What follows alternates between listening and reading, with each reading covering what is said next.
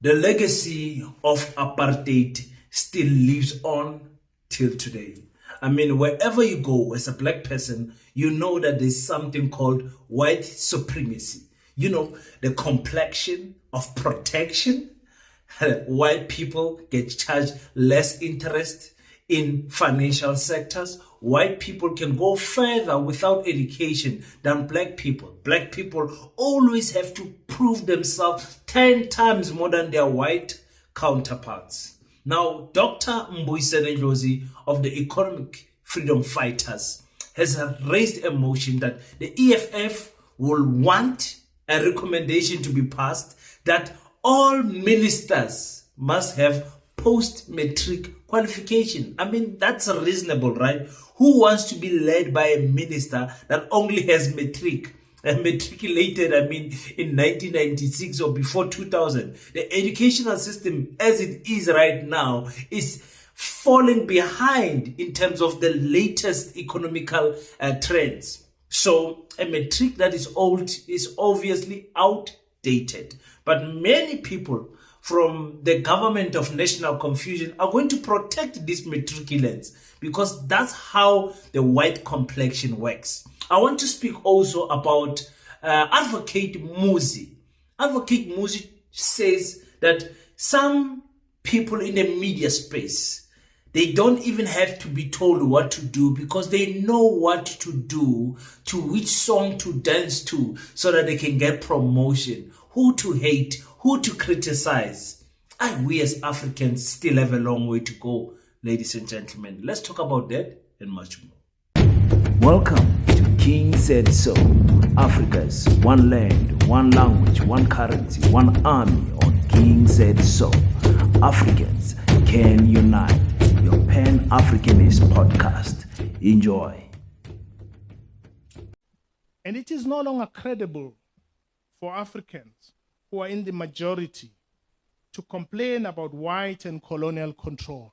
Yes, that's the original sin. When 80% of the population and their leaders and their liberation movements are controlled by less than 20% of the country, it's a shame.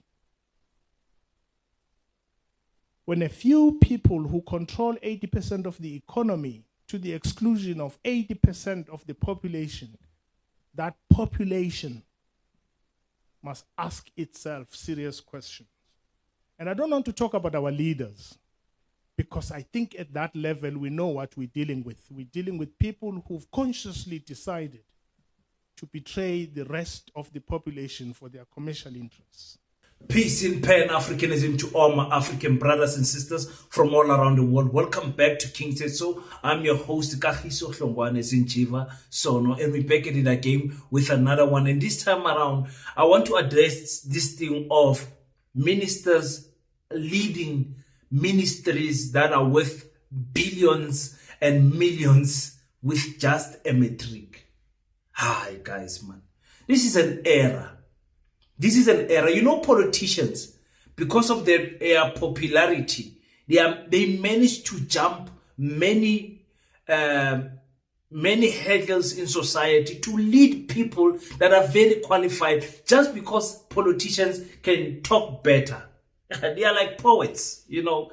Their public speaking is a politician's strongest skill that they can have over everyone else, because you can find a doctor that's not good in speech, but he's good in his work. You can find a social worker that's not good in talking, but she's good in analyzing people's behavior. You can find, we can go on and on. But then you find a minister leading those departments having a matric. I mean, it's an embarrassment. And Dr. Mbuyiseni Ndlozi raises this in Parliament. It says, we need to get to a point where we recommend that, listen, minimum you must have post-matric qualification. I mean, you guys, wherever you work, you know how difficult it is just to be a supervisor, just to be a manager, a director, a chief director. It is difficult. You need qualifications to know how to lead some aspects of business, never mind a full ministry. But let's listen to what Dr. Mbuyiseni Ndlozi has said so that we can wrap around our head around what he's suggesting. Oh, there it goes. EFF. You see? We just want to announce to the House House. that we are going to bring a substantial motion Okay. that ministers must Yeah. have post-matric qualifications. To Beautiful. run government is a very complex exercise. I agree. This anti-intellectual, education-hate culture Yes. being promoted in the ranks of the DA Yes. must be rejected. The minister must go to school. How na khokho ko skolo? No. Kumnandi esikolweni. Yeah. Siyafunda sidlale sifunde. Honorable McPhail, you must go to school, minister. Thank you very much. Thank you, Honorable Member. Are there any further declarations? I know we must not give politicians any awards for doing their job, especially in parliament. But if there was an award ceremony for parliamentarians at the end of each term, Mbuyiseni Ndlozi would take it. Most entertaining, most informative, and very progressive in what he's saying. It's not just doing jokes there.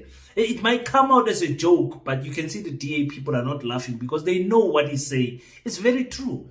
You cannot be a minister of agriculture. You have never studied agriculture. You don't understand what happens in agriculture. You don't understand what's happening there. You know, and there's this school of government thing that they are trying to voting for the budget there or for the school of government. And the minister, Dr. Mbuyiseni Ndlozi says, yeah, it's fine. We can vote for the budget there. But we need to also acknowledge that John Steenhuisen needs to go to the school. Yeah, he needs to go and attend that school. Okay, that's another funny clip that I want to play, but let me play it. The question before the House is that vote number 7, the National School of Government, be agreed to. Voting will now commence. The doors will remain closed. EFF. EFF. They should, thank you, Deputy Speaker, they should take Honorable Steenhuisen to this school and Mr. McPherson. Honourable Member. Otherwise, we won't support the budget. We are 27 and we object, but Steenhuisen must go to that school. Honourable Member, you only have to give the count. You don't have to make comments. 27 members of the EFF, and we reject the budget. On a recommendation, Recommendation. Steenhuisen must go to the school. Steenhuisen must go. Listen, you are the minister of whatever, public works, you're a chief whip, like Natasha, she was a chief whip with a matriculant, the minister of agriculture. You have only a matric. No. No, it's unfair. Then why did we go to school? Why did we push at least there must be some type of post-matric graduation that we attend stogi pura nati to look good there? You know what I'm saying? It's listen, we know that the educational system of today is very bad. It's very bad. Even in university, it's not. It's outdated in its nature. When you compare yourself to what other countries are teaching their people in the same qualifications, it's different. They've got different star measurement grades in terms of where you studied your law and where you studied your medicine and everything. There's other universities that are known for providing the best education. Here in South Africa, we do good at most. You know, that is why we're trying to build our own school so that we can from primary and high school build quality students that when they enter universities and whatever, it's easy work for them. You understand what I'm saying? It's not an insult to suggest, like, listen, members, let's get post-matric qualifications. You guys don't understand the intricacy and the level of knowledge you need to have to become Minister of Agriculture to understand what is going on there. It's not a briefing session where we can sit down and brief you and you understand it completely. You're not going to understand it. It will take you time, and by the time you are still learning the ropes of the department, people are suffering, farmers are suffering, cattle are getting flu. You don't understand what is going on. There's a lot of things that are happening. Why crops are not growing in certain areas? We can explain these things to you as a minister, but because you don't have background education on this field that we are talking about. And worst of all, Steenhuisen did not grow up in a farm. You understand what I'm saying? He grew up in debts. So he did not grow up in a farm. McPherson, Dean McPherson, Public Works, the intricacy of running one of the biggest departments there. Public Works is one of those biggest ministries there. You need to understand what is going on there. You need to understand money. There's another there's so many matriculants there in the DA. It's not even funny. Go to school. And this, it does not only apply to the DA, it applies to EFF, it applies to MK, it applies to everyone. I understand those who are, who are fighting apartheid and post 1994, they could not go back to school and stuff like that for whatever reasons, and they could not go to school during apartheid for whatever reason they can be. I understand them a little bit. I can give them a pass. But the younger generation, no. Post Steenhuisen, they are young men. Steenhuisen can still study 4 years and qualify, graduate in a degree of some sort. You understand? Not agriculture. Agriculture is not something that you start when you are that old. Agriculture you grew up in. You grew up loving agriculture. You grew up loving the land, the crops, the animals, everything, the cattle. You just agriculture yourself. You understand what I'm saying? So let's talk about Advocate Muzi, one of my favorite advocates. I really love this guy, and I want us to hear what he says about media. I mean, he was there at the EFF podcast, and he was interviewed there. If you haven't seen the interview, please make sure that you go and watch the entire interview. Nobody hates the apartheid system like this guy, and understands it also. He really understands it. Listen to this.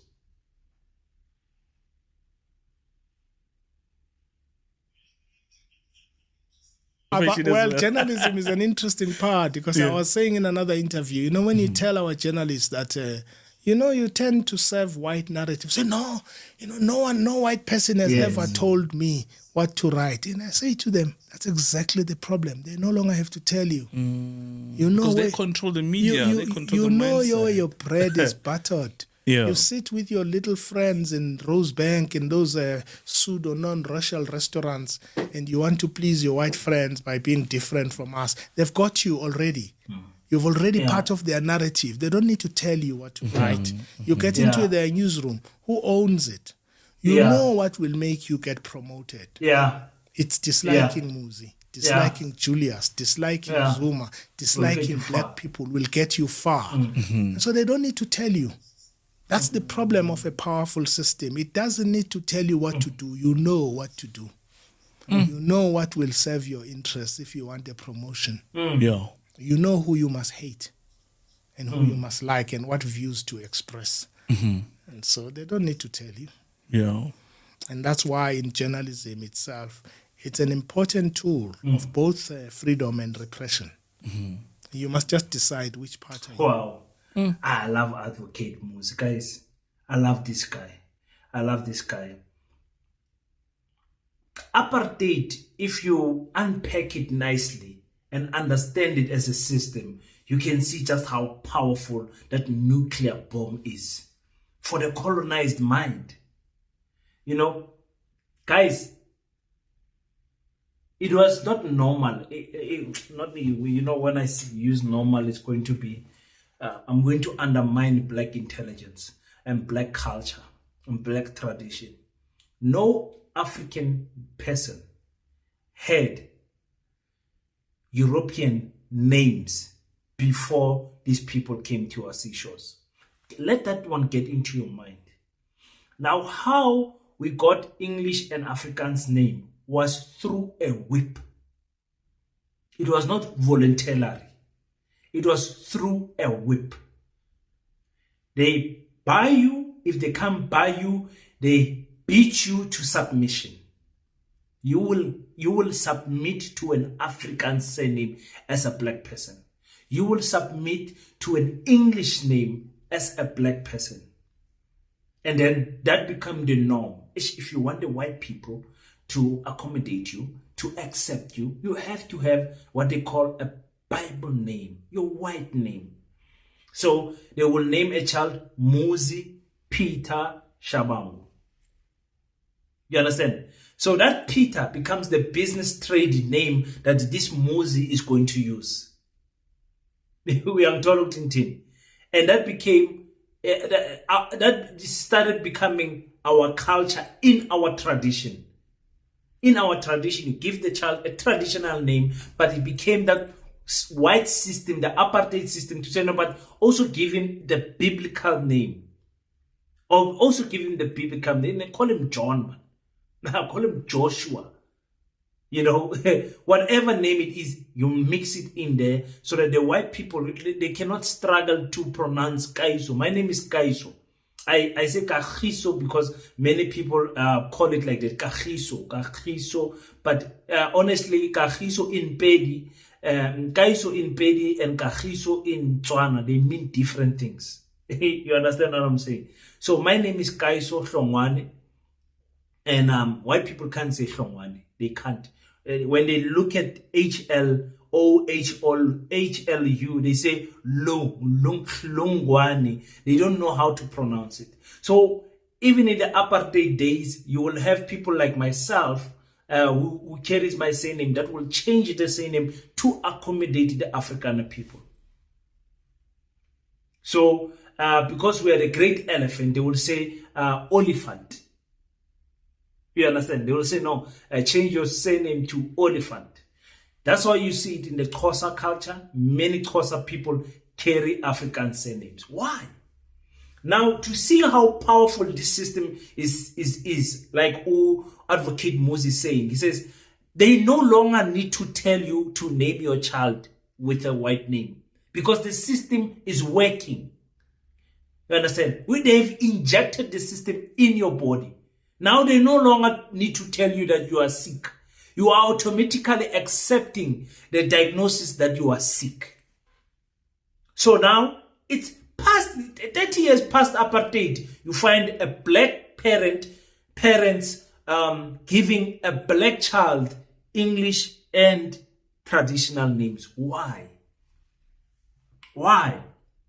It's something that we have to install in the generation of Paseta, to say, do not allow that your children must get English names. Where we have failed, not me, my children, they don't have English names. I don't have English names. My name is Kagiso. I don't have another name. And Hlongwane, that's it. You understand? King, because we come from a royal family, and because of hip-hop things and things that I've done outside my level of profession. We'll talk about that. Some of you might, let me just show you so that you guys can understand what I'm talking about. This is a South African Hip Hop Award of 2016. You see, it says South African Hip Hop. It says King of Northern Cape. So part of me being called King is there, but even before that I was called King. I'll tell you why. This was in the South African State Theatre because of dancing, but that's a story for another day. The system still works. So when the system works, a black person, we question their qualification. A white person, we don't. You see, because the system still works. So in Paseta, what we believe in is that a system must have a counter system to kill it, an antivirus to kill the virus. You understand what I'm saying? You cannot kill the system by toy. You cannot kill a system by going to girls' high and toy there outside. Viva, viva, viva. That's you can do that, yes, but that's not going to defeat the racism that is happening in girls' high. And the Department of Education minister can't come to girls' high and discipline the principals and whatever. They can't do it. Number one, because those are private schools. Number two, they can't close the school, because then you close the school, then where do the children go? The Paseta is not yet open. Where do they go? Those beautiful girls. And in boys' high is the same things. It's the same thing. I was in boys' high, so it's the same thing. It's the same thing. I'm taught. So system must be replaced with a counter system, which is an antivirus to the system. So when you fix the system, you must understand the longevity of the system, or the track history of the system. How long was the system installed? Why was it installed? Why? Because early in the morning, I told you guys yesterday, apartheid is an economical system. System. It's not discrimination.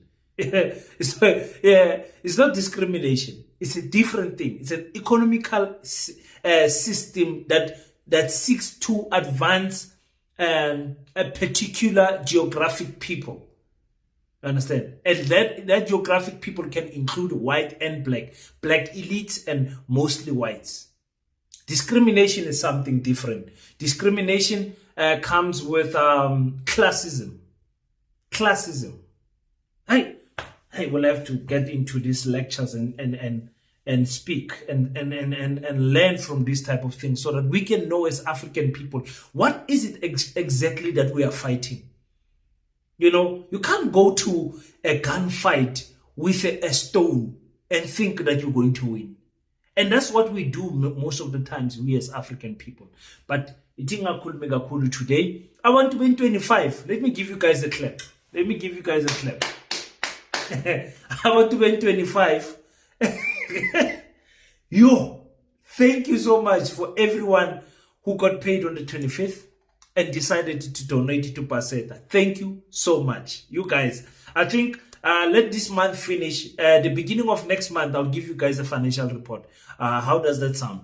I'll speak to my guys and I'll give you guys a financial report. I'll give you the number of how many people actually contributed, even though I might not give you exactly how much, like the Department of Education, or not Department of Sport, like Batuban, Gaten Mackenzie did the Department of Sport. But I'll tell you how many people have contributed and how far we still need to go to reach what we need to do to secure the land. Thank you so much, guys. Until we meet next time, please go to African Mujolo. I've got an interesting video there for you guys. Go to African Mujolo and watch that one. Until we meet again, don't forget to pray. After you pray, stand up, African child. Do your best so that God can do the rest. Peace in Pan-Africanism. I salute you. Black Heart, the hustle continuer. Made to inspire your goals and dreams. 100% good quality clothes are now available at affordable prices. T-shirts, hoodies, sweaters, bucket hats, and more. Place your orders now. 06847366908. Instagram Black7576. Facebook page Black Heart.